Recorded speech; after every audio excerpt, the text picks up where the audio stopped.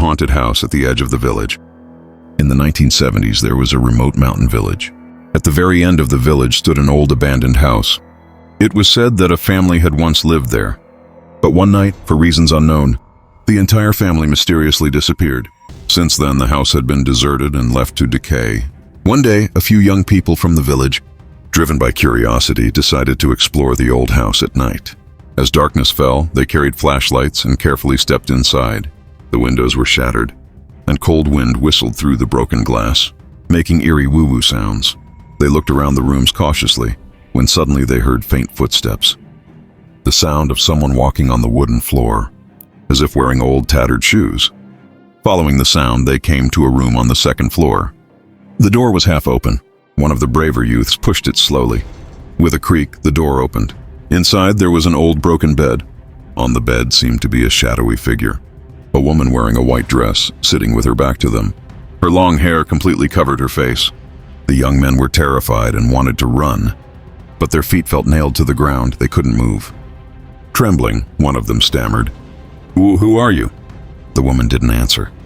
Instead, she slowly turned her head, revealing a pale, lifeless face. Her eyes had no pupils, only two black, empty holes. Blood kept dripping from her mouth.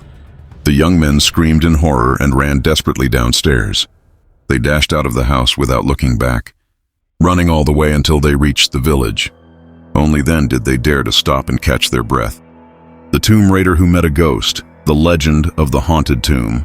In the autumn of the 13th year of Jinshan, around 208 AD, during the rule of Cao Cao, the army was short on funds. Cao Cao ordered a captain named Wang Kui to lead 30 men to dig open the tomb of King Liangxiao, hoping to find treasure inside. As soon as they blasted open the passageway, an ancient foul wind drifted out of the darkness. One greedy soldier, eager for riches, reached into the tomb to touch a bronze lampstand. The moment his fingers brushed it, he let out a blood-curdling scream. From inside the lampstand shot out a pure white snake, which bit him right on the throat. The man dropped dead instantly, suppressing his fear. Wang Kui ordered his men to raise their torches and charge into the main chamber. In the center stood a golden coffin, gleaming faintly under the torchlight. From the seams of the lid seeped black blood. Several strong men joined forces to pry it open, but inside there was no corpse. Only a black silk robe embroidered with the Big Dipper constellation. In the hem of the robe was clenched half of a jade pendant carved with the character Liang. Something felt wrong. Just as Wang Kui was about to speak, the ceiling of the tomb suddenly collapsed, burying the entire group alive.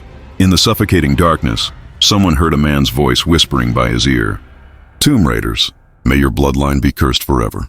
Then came a series of horrifying screams. When the torches were lit again, 7 corpses lay on the ground. Each had a dark blue bite mark on the neck, identical to the mark left by the white snake. The survivors fled in panic. Wang Kui ran last. When he looked back, he saw a shadowy figure sitting upright inside the coffin chamber, holding the other half of the jade pendant with the same Liang inscription. Terrified, Wang Kui ran for his life. But when he finally reached safety and tried to report what had happened, he realized that in his own hand, he was holding a cold piece of jade, the very same half from the coffin. 3 days later, Wang Kui was found dead at home, his face twisted in agony, his neck bearing the same snake bite marks as the soldier in the tomb. Worse still, all the gold and silver treasures they had taken from the tomb turned into black charcoal overnight. So, what do you think?